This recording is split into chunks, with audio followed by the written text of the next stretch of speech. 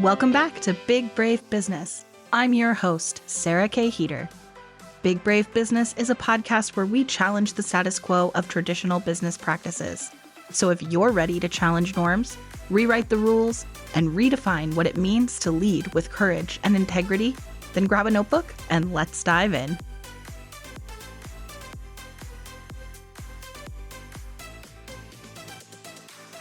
Welcome back to Big Brave Business. I think it's actually so funny that I still intro the episodes that way because I used to do that, if you've been listening for a while, with Amanda back in season 1. And we used to kind of tease each other about the fact that we always led episodes in like that. And she was like, no, but I love it. It feels like tradition. And so now I still do it. So anyways, welcome back. My guest today is AnnMarie Rose. AnnMarie is a life-proof business scaling strategist with nearly a decade of experience helping coaches, consultants, and service providers leverage their zone of genius to scale their businesses with clarity, confidence, and strategic intention. She and her team have helped hundreds of business owners navigate growth mode with ease by aligning their business model to their vision, refining their offer suite and positioning, streamlining their marketing and sales systems, and dialing in an A-player team so they can elevate their impact and income without overwhelm, chaos, or burnout. Welcome to the podcast. Hi, I'm so excited to be here. So I bet another thing that you get about your name a lot is Schitt's Creek. So my brother-in-law is literally named David Rose. So he gets it far more than I do. That's so funny. Yeah, it didn't click immediately when you're like, my last name is Rose. And then as I was reading your bio, I was like, wait. He has a lot of Rose apothecary paraphernalia. I'm excited. I bet. Oh, that's really funny. Okay, so that's definitely not I do love that show. I love a couple of obviously different elements of your bio here. We're meeting for the first time, which is exciting and fun. I love that about this podcast. You get to meet so many cool people. But can I just say, I'm going to interrupt you for a moment. I love that you didn't say my good pal AnnMarie, because how many podcasters do that where they're like, my good buddy, and I'm like, your good buddy that you met because they filled out a form to come on your podcast. Yeah, sometimes it is somebody who's a friend, and then I'll say that. So if you hear me say that, it's true. But yes, otherwise, and then sometimes after these conversations, because they go some intense places, then by the time I write the show notes for the episode, I'll be like, my new friend. Yeah. I can already tell. We're gonna be fast friends. Yes. Now we are going to be friends, but this is new. This is brand new. So, learning about you is new to me as well. And there's a lot of things in here that I think are, of course, really intriguing. For one thing, I'm curious, how long have you been in business? Oh, let me do the math. I started working for myself full-time in 2016, but it looked very different. It was, I'm doing done-for-you marketing services for anyone who pay me so I don't have to go find another job at a marketing agency, basically. And then through that, it iterated and I realized, there's a lot of smaller business owners who are they're doing more and more and more marketing, and they're actually building themselves businesses that feel like complete prisons to them, winding up in absolute burnout, needing to take months on end sabbaticals, marriage is ruined, whatever. I want no part of that, let alone doing the work that's fueling that, fueling the growth of the business that is tearing them apart. So people need deeper business strategy. When they get to a certain point, they figured out some of what works and what doesn't. Why don't we craft an intentional vision for where they want to take this thing, where they want to take the impact that they're leaving, the way that they're working in their business, and actually get intentional about not just the marketing that's getting the eyeballs on the business, but the business itself. So it needs to be both. So that work really just being purely focused on strategy and doing it from more of a holistic business standpoint and scaling, that started around 2019. So that is part of how I knew you'd been in business for a while from your bio. And also it really stands out and speaks to me because I also like to approach things strategic. I just saw this on Threads that apparently the word strategy has become a buzzword that doesn't mean anything. People are saying eliminate it from your copywriting. I'm like, what? Because to me, I feel like approaching things from a strategic standpoint is actually what sets what I do apart. I help people start, grow, and monetize podcasts. And I think at this point, you can find an editor or a podcast manager anywhere, which was not true when I started my business. I still had to explain to people what a podcast was before I could sell podcast services back in 2019. But I still feel like what sets me apart is that we are approaching things from a strategic standpoint. And I think most podcast editors and managers are not. They're more getting the Implementing. task done. Right. Yeah. Exactly. And you So, can tell when someone's strength is more on the implementation yeah. side, at least as a strategist. It's very easy to tell when someone's strengths are Yes. more on the implementation side, or, because I wear the hat of all of my clients would tell you I'm their coach. I most frequently refer to myself as a consultant or strategist. Um, Same. you can hire the coach you're gonna get in your feels and you're gonna feel good and you're gonna walk away feeling good, and their intentions were to just kind of keep you in that like high vibe element more than help you strategize from a business standpoint or help you be intentional about your mindset. And it's not so much the strategy side of things, where that's like the thing I can do in my sleep is Yeah. what's the outcome we're going for, who are you, what are your circumstances, and then how do we need to arrange our roadmap to get you there in a way that really each and every step we take is building momentum into the next. That's how I think of strategy. Yeah, yeah, same. Yeah. So yes, I kind of got that vibe from your bio and just chatting with you a little bit before we hit record anyway. And then the other thing that kind of stands out that I was like, you've been in business for a while is the way you describe your team. So I'm curious, like, how big is your team? How does that look? What is that like? I love this question because my team is super lean. It is me and my right hand goddess of all things behind the scenes. And of course, I have like a CPA and accountant, and then my husband helps with some things here and there. But the it's me and Crystal for the most part. And that's been my lean team for years now. Occasionally I'll bring in other consultants from time to time, like copywriter here and there or whatever. But in terms of consistent team on a day-to-day basis, it's the two of us and it works beautifully. So there's a lot of things I think about your business and what you do that I'm nosy about, but I think that'll kind of come out naturally. So let's just get into like the meat and potatoes of the thing and Yeah. say where you are right now, like 8 years into your business. What does being big and brave in your business look like in this season of your business? This is such a juicy question to ask me this week in particular. Oh, okay. Honestly, today in particular, because I've had something in the back of my mind. And we were talking a little bit before we started. I'm an Enneagram 8. So my tendency is to almost like want to think I know it all and want to think I've got it all figured out, or really feel like my shadow self is that feeling I need to have it all figured out for everybody else so I can be the strong one, Mm, right? And for years, I've mastered a whole lot in business. Okay. Offer delivery, mastered it. Messaging, mastered it. Even lean team building, mastered it. Mastered a lot. The one thing that is very painfully clear, you can look at all my data, I have not mastered is audience building, audience and community building. mm, And just being perfectly transparent, my revenue has suffered as a result mhm, because I just kept wanting to strong arm my way, doing more of the things I've mastered, scalable sales, master that. All these things I've mastered, I just wanted to keep focused on those things because it felt good, because I knew those, because I'm good at those, mm, and have avoided mastering this skill for the entirety of my business. mhm, And that is a very obvious gap that's mm, costing me a lot of money right now. And honestly, from an impact standpoint, it's costing the people who need to know about what I do and the way mhm. I do it money, because they're going and investing in other people that aren't serving them as well as I would. Yeah, yeah.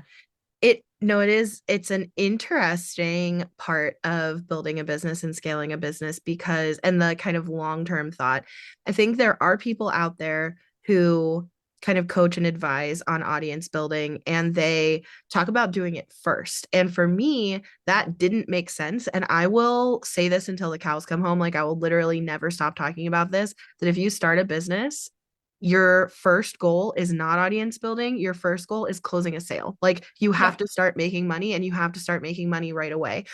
Building an audience takes a long time, is a long game. It's a permanent game. You do it forever. And it's ultimately, yes, going to make you significantly more money. It's going to take a really long time to get to the point where you are making really good money from it. In the meantime, you need to make money right away. So Mhm. when I started my business, it came from like personal connections. And there is some community building aspect in this, as far as I went to my entire community and I just told everyone, this is what I'm doing now. If you or anyone you know wants to start a podcast, please send them to me. And these were people who already knew me, trusted me, knew my work ethic, knew not necessarily me with podcasting, some people, because I had done it as part of my 9 to 5, but they trusted me. So they sent me people. And then when they got results, they sent me people. And I was able to build a multi-6-figure business off of just that. And being able to scale beyond that requires audience building and community building. So I am right there with you. I hear you. And I think that this is so important. So if you're listening to this and you are not as far into business, and if you're further, then I mean, you can tell us, but I mean, you can get a long way with you really your can. effort. And You really depending on can. what your goals are of how far you're trying to scale to, because there's a lot of people who, where you and I have gotten to in our businesses, might look like their dream, like kind of destination for business. So I think depends what you want to scale to as well. One of my goals is ultimately that I can sell this company. So building a company I can sell. In order to sell it, I need significantly more revenue. Like my target right now is to 8x the revenue where I am right now. To 8x where I am right now, it can't be built off referrals. Like Yeah, now we're it can't talking a look the way same. larger scale. Yeah, it can't look the same over. And I mean, I have clients who their goal is also to sell. And even though, I mean, I also have another business, we don't need to get into that, where the goals are very different. That is to sell. I don't have any intention of selling this particular business, but I have clients who come to me with those same goals, and it does need to look very, very different. The goal has to be eventually basically removing you from all necessary day-to-day activities. And it is very different. And one thing I will say, it's so interesting that you said that a lot of people will give the recommendation, build the audience first. If you are, this is where strategy comes in. Strategically looking into like who's giving that advice, it's oftentimes people who started a blog for funsies or started an Instagram account for funsies or to make a little extra as a side hustly thing. And they happened upon the audience. It came because that was kind of that was the point of it. But they were doing it while they were at a corporate job, or they were doing it in whatever scenario. It didn't start out as this big, massive business vision. And so, but then they move into this role as business coaches and they say, build the audience first. But that's not helpful advice in every scenario. If you're not in a position that's similar to where they were, for me, like I said, it was either go get another job Mm-hmm. or find clients or get evicted from your downtown San Diego apartment. So I chose to go Exactly. find clients. Exactly. That's what I say all the time. I had to keep a roof over my kids' heads. Yeah. That's like that. Yeah. So rent is due on the first. Like you gotta find money. Like it's gotta Yeah. happen. Yeah, So exactly. who's gonna pay me? And that's how you start. I think, and this would be interesting to kind of hear from people listening if this is an accurate assumption. I think that most people who are listening to this are not just started. They are in business. They've been in business. I think there is a variety, but I think most people are past that initial like, hey, somebody pay me. And then they're getting to kind of similar to growing pains that you and I are in. So I'm curious, number one, when you think of audience building and community building, like what do you, if you were doing that really well, if you were mastering that, what would that look like for you? Mhm. Creating consistently in a way that feels really good to me and it getting significant reach beyond my warm audience. And I mean, I'm doing those things. It's just not getting the reach that I need. So it's a little bit of starting to play the game. Like anyone can go to my Instagram and see I put a lot of intention into my content. Like Mhm. I will break down full strategies. I leave heartfelt messages. I get personal. I'll get vulnerable. I'll do all the things. There's an element of that is great, that is better. It's better for nurture content. It's not necessarily the thing that's going to get me the most reach. And I am good with the nurture stuff, but I need to be a little more game playing, if you will, when it comes to doing the thing that is going to get the eyeballs right now. And not I don't believe it's you can do that and you can't like still creatively express yourself, or that you have to like compromise your integrity by any stretch of the imagination. I just Mhm. do it. So it's that for me is like being a little more sciency about it. I tend to like to do content more like with the art in mind, and I've been in this world long enough that I know like what kind of CTA to put, like all Right. those things just come naturally to me. But okay, what's the thing that's actually going to get someone to move from a 7-second reel to your profile? Or what's the thing that's going to actually get a lot of likes today because that's actually going to pump it out to more people and get more of the right eyeballs. And I have to do a little bit of that more. And it Yeah. just has been something that I've resisted over the years and I think some of it's from that.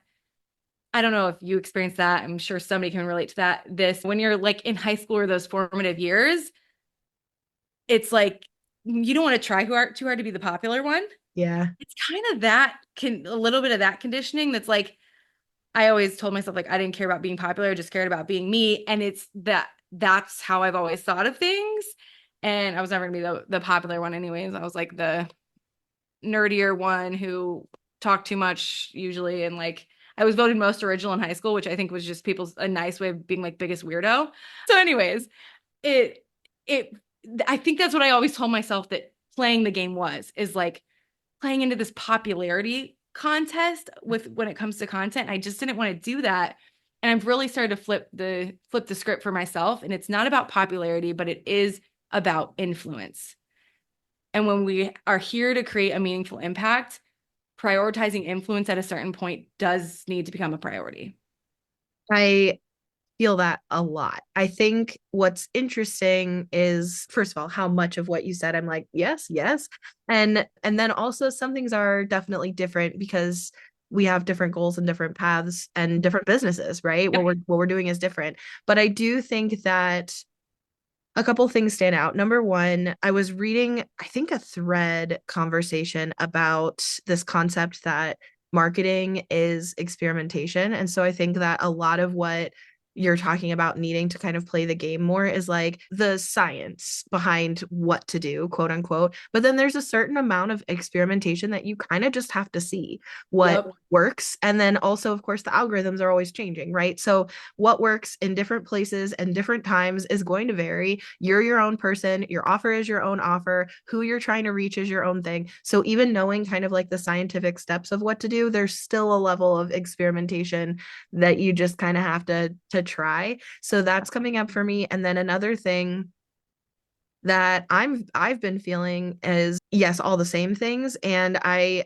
think, oh, you mentioned about kind of an aversion to being the popular one. I think there's also something to be said for I just recently saw a thread that I spend too much time on threads that somebody was Same feeling. saying that is it just them or do you trust the accounts that have a couple thousand followers more than the accounts that have 100,000 followers? And I thought that that was an interesting thing because I think so many of us that have small, like I have a teeny audience, right? I like, we're talking like 1,500 followers on Instagram, and that's my most concentrated social media audience. So I feel like there are those of us who have small audience that are like, wow, it would be so nice to have like massive reach.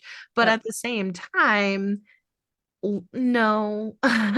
So I think that's interesting. It's a balance, but Yeah. I also it's so time consuming, right? Mhm. Like it's a full-time job to be content creating. And so you Oh, you specifically were mentioning social media as part of increasing your reach and being yep. kind of like a focus area. Obviously, there's a lot of ways. That's why I part of why I asked, like, what does it look like for you? Yeah. So I And I think have I can expand on that further if yeah, you want. yeah, for sure.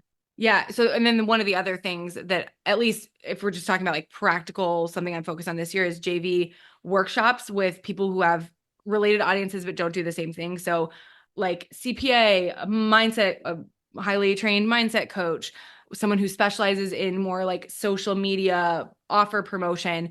Those are not things that I necessarily specialize in, especially not a CPA. I'm absolutely not a CPA, but they have seasoned business owners in their audience who could benefit from Mhm. the workshops that I teach. So partnering up with them, hosting workshops for their communities, Mhm. selling my offer in the back on the back end and doing a revenue share of that. Also that kind of a twofold thing. It helps with sales and also helps me reach more of the right people. So Mhm. Mhm. it's a mix. And I love that you brought up experimentation because that I think is ultimately for me what is requiring some bravery for me. I've always Mhm. had this thing, and I've definitely worked through it a lot over in recent years, that almost felt like an experiment is a waste of time. Why not like get it done right the first time, if you will? And I'm at this point where you just realize like that's just not life. It's just not life is an experiment. And I don't know what I probably like need to do some more processing around this. Maybe I don't know what I've been so afraid of, but it is a little bit of that. Like I want to have it figured out so that I can help everybody else figure it out and so that I can be the solid one. And so there's always been this like, well, if I'm in experiment mode, then won't it be like pure chaos for everyone else? Or will I not be able to hold everyone else's experimentation struggles or whatever? It's not true. Like I trust myself enough now. And so I'm really feel like I'm in a place I actually wrote down as you were talking, because I know this is my year of like big time expansion and expand through experimentation. Yeah. That's my theme. Yes.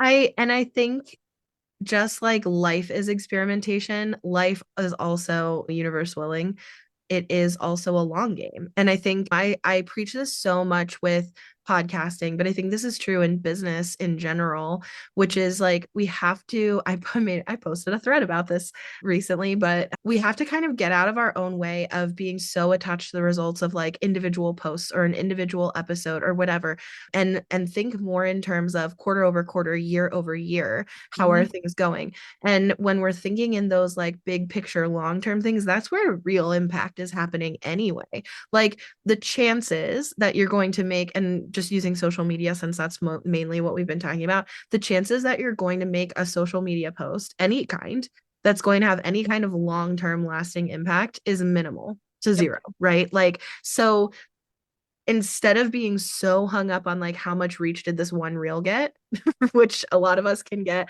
it feels bad, right? Especially if you put a lot of time and effort into it. And if it feels like being really big and brave to show your face and to like kind of put yourself out there in that way, which for some of us, that is really hard. To do that and then get 37 views or something feels sad, even when it's still like 200 views. It's like, this does not feel good. When the Right. reality is, if you stood up and said whatever you said in that reel in front of 200 people, it would actually feel like a huge reach, but that's besides the point. Like, I think that we're so conditioned to expect these big viral numbers that it can be just really hard to see what we would deem as a small number. And that is just thinking so micro, like think macro instead, like Yeah. what's the overall big picture? And I mean, the truth is like a lot of our bigger favorite accounts that we might follow, it was actually one or two posts that kind of got them to pop off, but they weren't sitting there obsessing knowing that was going to be the one, right? I always think of this interior designer that I follow on TikTok and Instagram, and she, like, the thing that made her blow up was like interior design styles that aren't farmhouse. And it just like took off, but she had a bunch of other videos like that. It was just like people latched onto that one. And so you're exactly right that sitting and obsessing over, is this one gonna go be the one that blows up or whatever, that's just gonna keep you like creatively constipated, basically. Yeah. So just showing up and committing to showing up and knowing that, some of us are meant to have like that gradual, slower build. Some people are gonna pop off, but it's that devotion to the work. It's devotion to the craft. It makes me think of that quote too, that people don't remember what you said or did. They remember how you made them feel. So I think the people who your favorite follows on social media, you might remember specific posts, but rather than think about, oh, I love them because one time they posted about design styles that aren't farmhouse, instead it's like, no, I love this person because the way they present whatever information resonates with me, because like they make me feel this. And especially in the midst of doom scrolling, like this is what I want my feed to look like and this is why, right? So I think focusing more on like, you're not going to necessarily have that impact from one post, you're going to have that impact from sustained posting over time that's going to create an overall impression for a person who follows you. And that's really, I think, at the crux of like social media building. Of course, this is coming from a conversation between two people who like aren't thriving in social media In terms of like the audience, we're not like talking with 200,000 or 2 million followers here. Yeah. But I think though, with the with the scope of the point is to grow your business, I'm curious. Okay, so the first question was like, what would that look like if you were thriving, right? If you were mastering that. So if that's what it would look like if you were thriving and mastering, then what would you do with that? Like, what would that mean for your business? Uh, here's what I tell myself. I don't know if it's true. We'll see. We'll talk to me Sure. Yeah, when I that's a run the big point. I don't know if it's true. I mean, major, that's the major gap. So I feel like business would be at a really like ultimate freedom place, to be honest. Because I can sell in a way that feels good to me, that's scalable, got that down. My offers are, I mean, I'll just toot my own horn here because I think we all need to do it more. Like, they're amazing. They get people incredible results. They're thoughtful. They're not the one that the type of offer that you get in and you're like, well, that was a whole lot of marketing and a whole lot of nothing on the other side. No, because I've done it basically the opposite way. Yeah. That's why I am where I am. And needing to focus on more of the marketing stuff.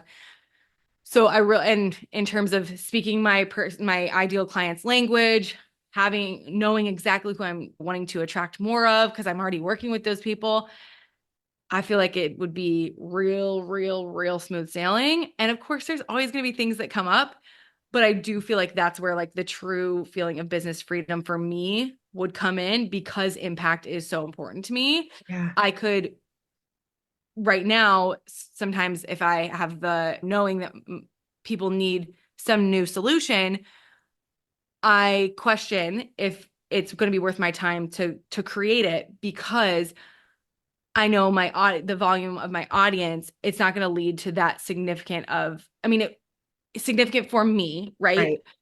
Change my bottom line Right. and I'm a mom. And so I need to also determine like where I'm spending my time. I need to really be mindful of that. Yep. So I think I would lean into more like, what would you do if all the cards were stacked into in your favor kind of things, Yeah. because I would know like the response on the other side. Yeah. There's the volume to support it. Yeah. Yeah. Interesting.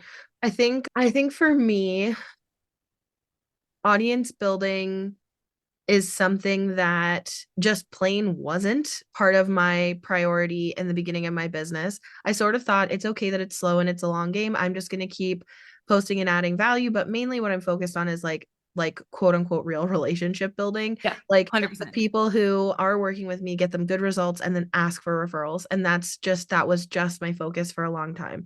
That got me pretty far and it allowed me to start to expand my team, etc. Last year, I rolled out a membership and now I'm trying to think like, did I actually roll this out in 2023? Yes. Okay. So in 2023, I rolled out a membership. We were going to go hard on the membership in 2024. That was the plan. Mhm. So I have my core offer is like a high level done for you kind of, I'll say one-on-one type of offer. But when I say that, it feels weird to refer to it that way because sometimes it's co-hosts for a podcast, right? So it's like two on one. And then Sure, that sure. sounds like you're trying to be weirdly specific. So, anyways, but it's essentially a like personalized, like very custom, very high touch, very manual, done for you service provider offer, right? And knowing that that is not scalable because there are only so many hours I have in the day. So we can only go to a certain point before I'm at capacity. And yes, I can hire out different aspects of is how I started hiring, right? Hiring out different aspects of providing that service, extra editing support, VA, so on and so forth, that can help me with some of the lifting to be able to take on more. There's still an upper limit, right? Like at Great. some point, you're at capacity. Mhm. So that part of the idea last year was the membership will allow us to be mission driven, but serve a lot more people in a opportunity to serve them all at once, right? But it wasn't super successful from the standpoint of, like you're saying, high impact, great value. People who were in it had access to like truly content I am truly proud of that I know is high impact support. And there weren't that many people in it, just point blank. Like Right. it wasn't a thriving community from the standpoint of the community aspect was very small. The participation in anything live was very small. So I was putting just as many hours into providing service and selling an offer that was $50 a month as I was into providing service and offering services that are up to $3,000 a month. Right. And Right. honestly, like, then I'd rather make $3,000 a Yeah. month. So we shifted away from that. I feel like now that's a big shift in 2025 and beyond for me is that now we've brought on account managers. They do my sales calls, not mine, their own. They do sales calls for my company. They close their own accounts. They manage those accounts, right? That's now gotten sales calls completely off my calendar. So my company is still bringing in revenue from Done For You production services. And I theoretically have more bandwidth to focus on like audience building, reputation building. So for me, that would mean being able to create more accessible offers, which is great. And I think that's more like what you're saying. That's more Yeah. scalable. But Exactly. also there's a thought leadership and a reputation builder in that in audience building. When people think of front runners and people like on the front lines of innovative and strategic podcasting for business, I want Podfox and me specifically to be top of mind when Mhm. people think about who's leading the way. I know that I am because I'm getting the results. But if people don't know about that, then you don't have the reputation, right? So for me, that's a big part of it. I do think it will come with more leads for the account managers for production services. I also think we'll have a lot more opportunity for more offers, but there's a reputation building and like establishing my expertise that also really matters to me. Absolutely. I mean, I 100% agree with you. And just being that voice. And when you know, like, this is why when I was kind of intro to you without like not a direct intro, but Jordan Gill mentioned she had a great conversation with you. And she's another one who like doing business with that integrity and it's like no none of the BS. It's not smoke and mirrors. It's the real stuff that people need to be hearing. Yeah. That's who we're the people who need to be the front runners, the ones who are out there like out marketing the marketers, basically like the people who are Or at like least marketing. providing an alternative so that when you Yes. feel exhausted by all of the bullshit coaching that's out there, there are people who are having real conversations. That's like what Big Brave Business originally even set out to be Yep. to begin with me and Amanda talking about. I had a co-host originally for season one to just have real conversations about what it's like to run a business. Yep. We need to hear more of those. Yeah. Exactly. Exactly. And so I think that's what's at stake here for us really emphasizing the audience building side of things is making more of those real conversations and real life and realness accessible to people and Mhm. getting it in front of them. So it's not just the smoke and mirrors that they're seeing. Yeah, yeah. I'm super intrigued. So I shared, I guess, a little bit about kind of my offers, like what exists now, what I tried last year, and so some things that might kind of look similar. I obviously am happy to share more of kind of what we have ideated, like what's coming. But I'm Yeah. curious from your perspective, like with all things stacked in your favor, I think that's how you worded it. Like as you're building this audience, what are your existing offers and how would that evolve for having wider reach?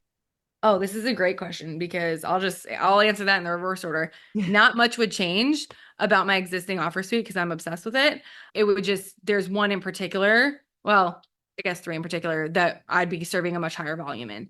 So right now, I have lots of like little lower ticket things that I run here and there.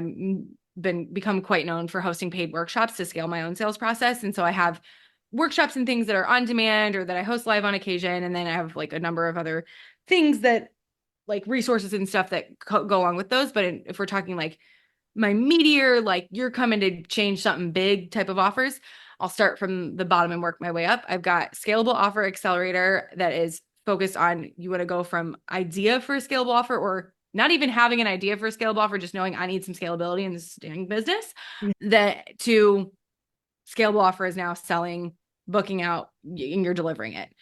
I take you step by step through that entire process. Ideation, naming, description, building out the delivery system for it, selling it.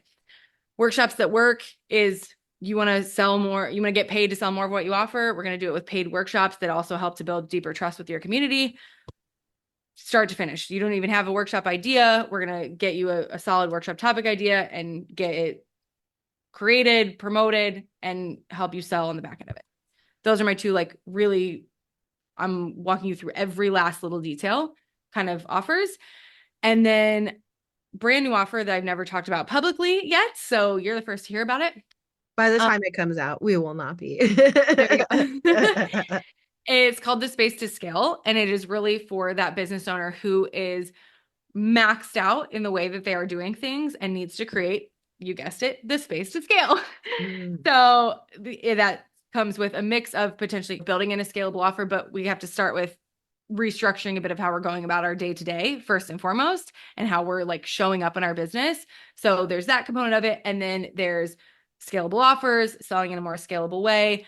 There you get me supporting you. And with both of those curriculum-based offers I talked about before, scalable offer accelerator, workshops that work, the space to scale is included as a support component to those. So it kind of serves two purposes, where it's something that I'm going to be able to promote on its own for people who are really looking for that support container that's not quite to the degree my mastermind is, but also it's a great way for me to offer support in those more curriculum-based offers without me having to like have 9 million calls on my schedule. Yep. Yeah. So there's that. And then I have my bread and butter. I call it my soulmate scalable offer, and it is not infinitely scalable. And that's fine. I think there's like kind of scalability just means you're able to serve more people without increasing the amount of cost and time that you're pouring in, right? And that is my Life-Proof Legacy Mastermind. It's an iteration of an offer that I had previously that's worked well for me for years and years. I have clients who've been in there with me for going on 4 years now. It's really, really a powerful space. And that is for the business owner who maybe they have some scalable elements to their business, or maybe they want to work on that, but ultimately they're like, I want my business to be life-proof and fuel my life, not the other way around. And I'm here to leave a legacy, leave a lasting impact in the world that's beyond me. And that's what I want to do in this space, is really refine the offer suite, the positioning, and get my marketing and sales working for me, right? So that can happen. And that's what that space is for. And I'm all up in their business and life. One of my favorite things, so all of these sound good, but one of the things that I love the most about the way you describe these is that you said, I'm obsessed with my offer suite. So I'm curious, like, what, I guess, for one more question before we do kind of the wrap up question, is what about it makes you obsessed with it? And what is your like best tip for people in creating an offer suite that they feel obsessed with? So good. So this is like, I can help people create offers they're obsessed with in their sleep. In my sleep is like one of my favorite things to do. I have intentionally designed each one of my offers to support how I like to show up and best serve my clients. And like, not just how I like how I know I can best serve them. So I've set intentional, we can call them boundaries, or we can just call them like the way I operate, that has made it like, there's no part of delivering my offers that drains me. None. It all lights me up. It all makes me excited. So as, for example, Life-Proof Legacy, which is like my bread and butter. I like get so excited about it. We have a Slack community, and I have all of my clients in that program experience get one-to-one Slack DM support from me. I'm not in there all day. I'm in there once a day, Monday through Thursday. They know that. No one's like waiting for answers from me, but I set that up. If I needed to be on call for my brain, that doesn't work as well. My husband's one who can like kind of dabble here and there, and I like to work more in chunks. And so if I set the expectation, like I'll get back to you within an hour or something, that would drain me. But my clients know, like, I'm in there once a day. I might check in at 8 a.m. If you drop me a note at noon, like I'll see it the next day. It's fine. And they appreciate that. They like that. It inspires them. I have a client right now who is a service-based business owner. We're really streamlining her agency services. And she's implemented the same thing with her clients who have her on Voxer because she's like, I'm realizing I'm toggling way too much and it's draining me. So I've set up every single aspect of how I deliver my offers to support my energy and how I'm hardwired for success because I know that's in the highest and best service of my clients. Yeah, that's interesting. I think it's something that came up for me immediately because what I really wanted to do, and I think I've talked about this a little bit on the podcast before, but what I really wanted to do when I started my business, everyone told me because I knew how to podcast and I had kind of dabbled in it as a hobby. And then I had brought it into my 9 to 5 for like 3 years before I actually started my business. And I had been told, like, you should start a podcasting business. And all I kept thinking is like, this just doesn't sound like what lights me up. It doesn't feel like purpose driven. It doesn't feel like that's what like I was put here to do kind of energy. And it was something that I had really struggled with. So I had witnessed and worked with in different roles consultants who had come in to work on like operations or culture building. And I really wanted to do that, honestly. I wanted to be a consultant for especially small businesses, nonprofits, and come in and work with their teams, work with their founders or their C-suite executives on like, what are your 1, 3, and 5 year goals and how do we help you get there and make it fun along the way? I want to help you with that. And depending on the circumstance, a podcast may or may not be part of what I recommend would help them achieve those goals, but it really wasn't what I wanted to be stuck in doing. It's not what my education was in. It's not what my like career had been focused on. It was just a skill that I had. And so I kind of had a lot of hang up in just kind of what felt like selling out and just doing a podcasting business. The reason I ended up niching down to podcasting truly is because even when I was doing that kind of work in the beginning and having those higher level conversations, the thing that was most interesting to people was podcasting because it was new, right? Like, I mean, it wasn't really new. Podcasting's been around for decades, but Sure. it felt new. Right. And I think that it ended up being a huge blessing that I niched down to that right before 2020, like in 2019, Yeah. because then podcasting blew up. What's interesting about it is in hindsight, I can say, I have such a fun job because I get paid to listen to people's podcasts. Like I get paid to learn from people. So my most exciting client conversations are like, oh my gosh, this is a podcast I can't wait to listen to anyway. Like I would listen to this anyway. How Yeah. exciting that now I get to learn from this person and they're paying me to do it. Like that's so cool. I regularly, and my husband works in my business with me, we regularly like pinch ourselves saying like, can you believe we made up this job? Like, this is so cool. I think for me, what worked to love it in hindsight is that I incorporated like mission driven, core value driven branding, like building the offer and the way that I deliver the service. This is what you were saying, right? Like it's not necessarily the offer itself. That's great. But what really makes you obsessed with it is that the delivery and the nature of the offer is built on how you best serve people. So like my mission driven and value driven elements are incorporated every step of the way in how we launch, in how the sales process goes, in how the ongoing service goes. Like it's implemented in every part of the decision making of my business, and that makes me love it. I 100% like agree. And when you really have, your values and how you're hardwired to show up as your best, you can use all of that as a filter for decision making, and that reduces decision fatigue all on its own. I mean, that's why when my clients come to work with me, I often will ask for, if we were talking about personality assessments before, like what they know about any personality assessments they've taken, I want to know. And not to like limit them, but to say, okay, is this, and also like what's happening in their life circumstances as well, right? Because if I've got a mom of 4 who's a high achieving introvert we're talking about an offer that's going to require her to be on 4 calls every single day, that is definitely going to drain her. So can we restructure things so that it's like 1 call every other day and it's actually a flexible time or something like that, in case 2 of the 4 kiddos get sick at school or whatever it is. Right. So there's where, again, the strategy comes in of it all. But also in that scenario, if she's a family first type of business owner. Well, we need to structure the business to truly allow her family to be first. Yeah. And one of the reasons I say I'm so about like life-proof business is because I say business is my calling, but it's not my everything. Like I have a son, I'm going to have another baby in September, Hmm. and it's very exciting and I love it. And also, I've known from a very young age that motherhood was not my end all be all. Like I used to literally when I was like 7 years old, I'd picture myself like going off to work during, I would like pretend in my head when I was going to school that I was like going off to work.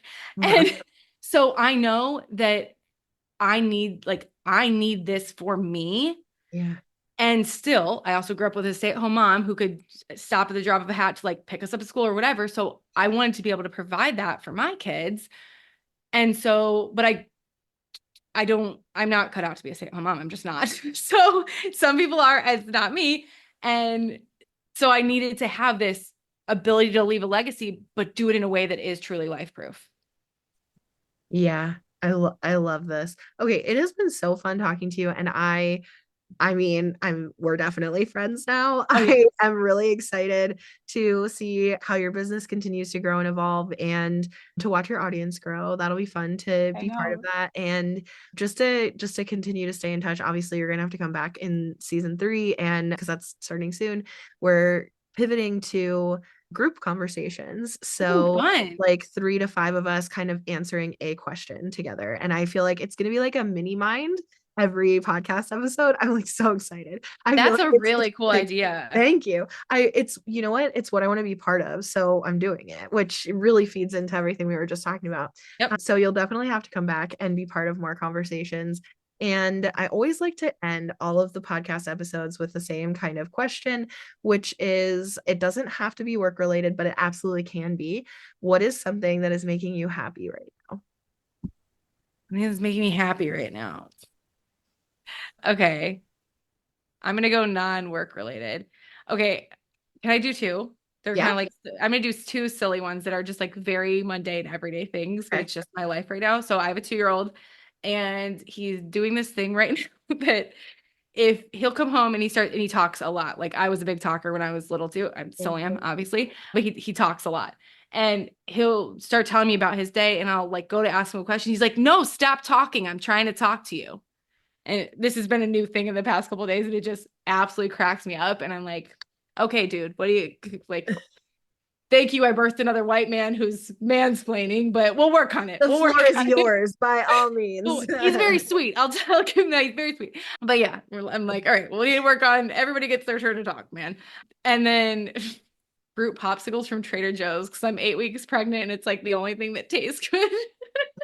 Oh, that's so interesting. Also, like we're recording this in January, not a normal popsicle season, but No, no. you and I are also both in areas that are like skewed for winter. So, I mean, Yeah. I'm in Phoenix, so Yeah. it's yeah, we get fake winter, but So it's your really your funny if feet it's not. melt in the summertime there.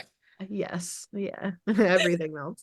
So, okay, I love both of those. I would say what's making me happy right now, so again, we're recording this in January, so there will be so many other cool things that I've done since then, but something really cool that I did yesterday, I think, or the day before, I think it was yesterday, was in ChatGPT. I saw a prompt on social media that looked interesting, which most of the time I think like when people are like, oh, ask ChatGPT this, it'll blow your mind. I'm like, nah, I'm good. Sometimes I think they're interesting to like scroll through the comments and see what other people's experiences were. That's Mhm. interesting, but I don't feel called to do it. But this one got my attention. So it was, and it's going to feel very January-y, but you could do it anytime. So it was entering in, this is my job, this is how many kids I have.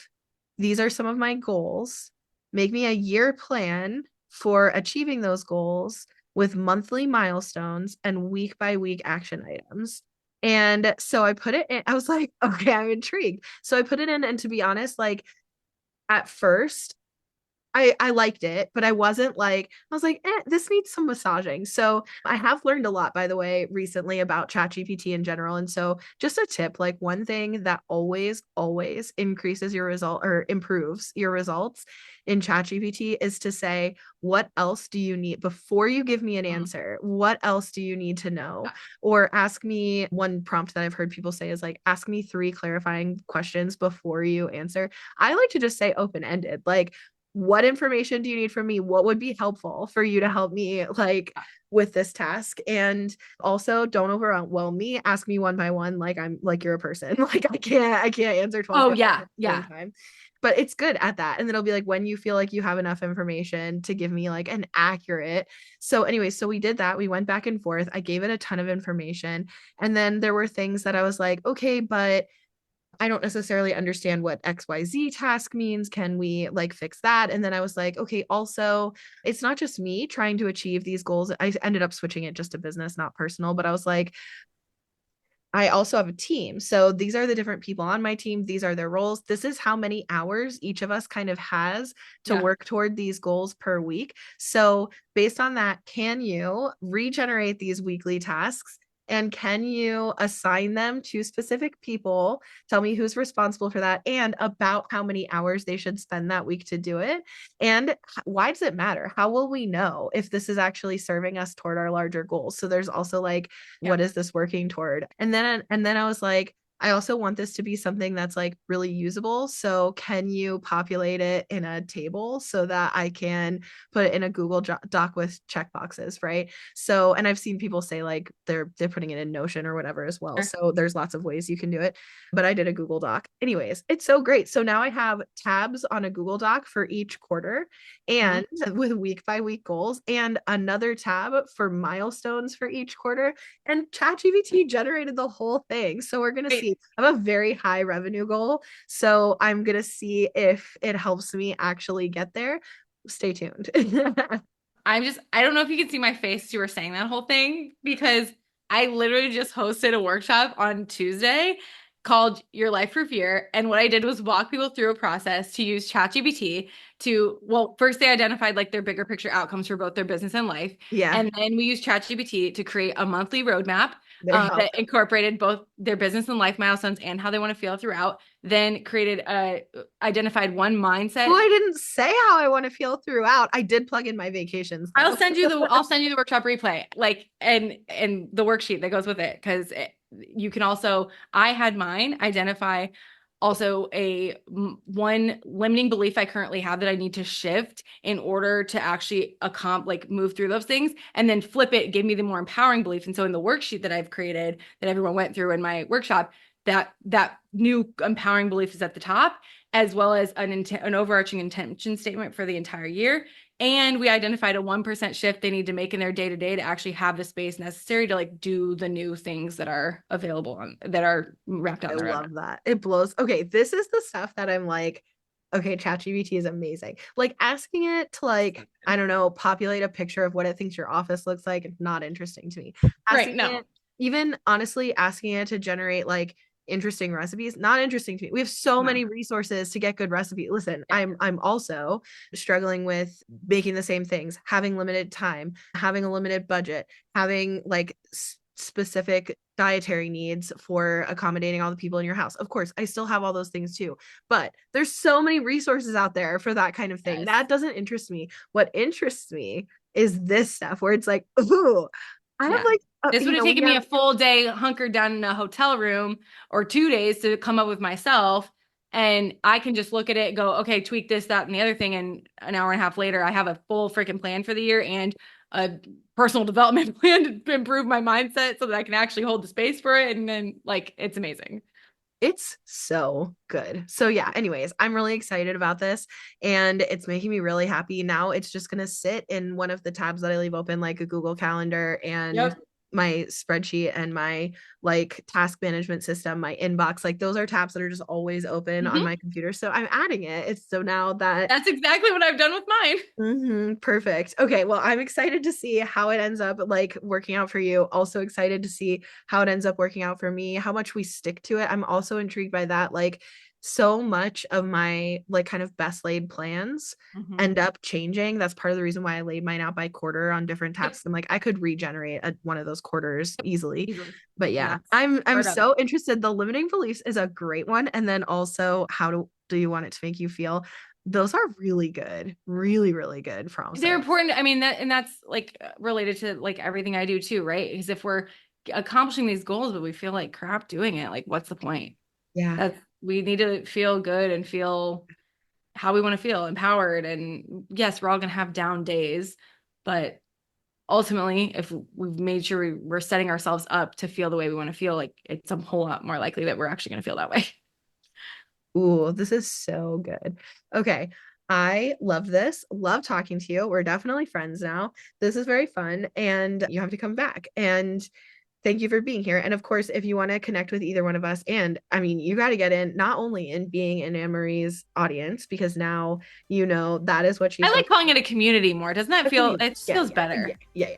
But okay, yes. If you want to know her and you want her to know you. And also, listen to these kind of workshops that she's doing. Like you can't miss that. So her information is definitely going to be in the description of the episode, of course, mine as well.